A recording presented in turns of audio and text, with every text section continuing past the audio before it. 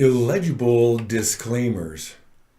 Quite literally, one man's perfect heaven is another's absolute hell. I'll always be with her in those early days back when we traveled lightly, far and wide together. She'll spend most of our time at the tiny cottage by the lake where her tulips opened every spring. Saint Mother wants nothing more than to be able to dote upon her dead son for all time.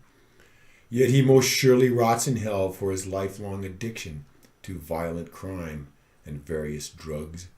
His vision of heaven was just to be left alone with his own solitary pursuits.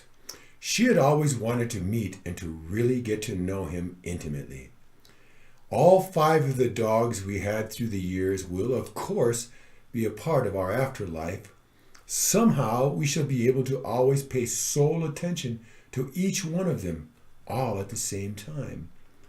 The fondest family dream of one of the kitties was just to all be together once again.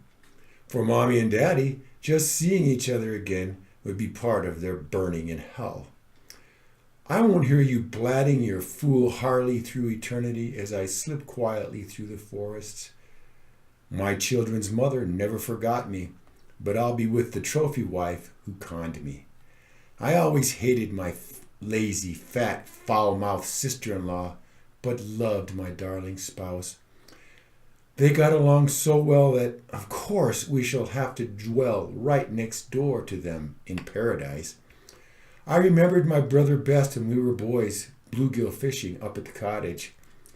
In my kids' heaven, there is the beery uncle who smilingly picked them up again with one giant hand. He relaxed in the garden of delight, as promised by his beloved Quoran.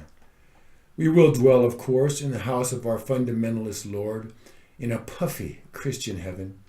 Their Jihadi suicide martyrs lay forever with 17 virgins in a paradise of Sharian ease. From our heavenly vantage point, we watch them suffer in a hell where they must always remain. They went on to unknowably more punishing rebirths, but with at least a hope of eventual escape. I, however, was condemned to hell forever for my puny acts in but a single wasted lifetime. His favorite team would always reign as champions in his lamely shallow idea of paradise. Likewise, all the hated enemy's fans would find the same vapid dream coming true as well. Each one God's heaven must surely be separated from those of the other unbelievers, but all men shall dwell together in brotherhood and understanding in eternal paradise. The blind shall finally see the human form in all its colors and arrangements. The appearance of the fat, ugly, or deformed will somehow be invisible or unimportant.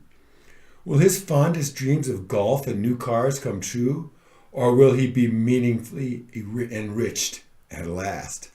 Must I somehow learn to accept and find I love all those, many, I could not stand for my entire life? Will the dead know our bygone futures, and will we know all the dirty secrets of their past? There must be something in the illegible fine print of their disclaimers that we do not yet fully understand.